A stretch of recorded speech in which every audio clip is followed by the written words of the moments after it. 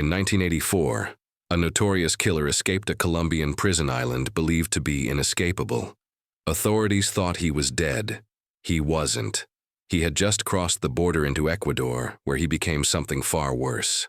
Daniel Camargo Barbosa had already been convicted in Colombia for the brutal death of a 9-year-old girl.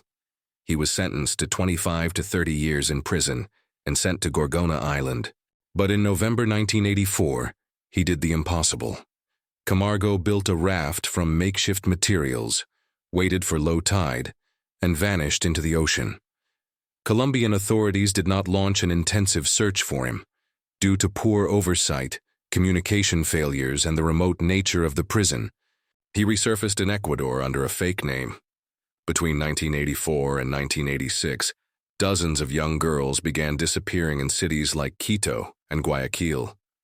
Camargo posed as a teacher, pastor, or job recruiter, offering help or education to lure his victims into isolated areas. Police didn't know what they were looking for. Some believed it was a trafficking ring.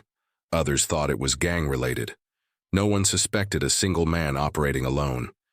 But in February 1986, everything unraveled. A young girl's body was discovered in a wooded area, and locals nearby had seen a suspicious man talking to her earlier that day. Based on those eyewitness accounts, police began patrolling the area, focusing on men who fit the general description. Camargo returned to the scene the next day, possibly to find another victim or revisit the site, and that's when he was stopped by officers. He was carrying a bag with blood-stained clothes, which immediately raised suspicion. When questioned, his answers were inconsistent.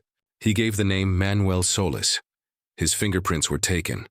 One of the officers ran them through an international database, where they realized they had found Colombian fugitive Daniel Camargo. He confessed. In cold, emotionless detail, Camargo admitted to taking the lives of at least 72 girls, though he believed the number might be even higher.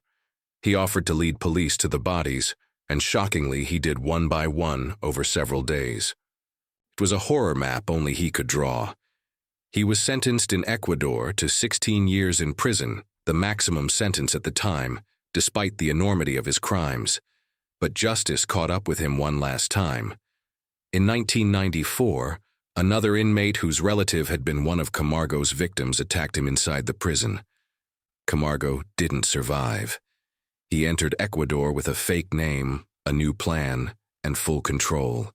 He left in silence in a prison morgue. Thank you for watching. Please like, share, and subscribe.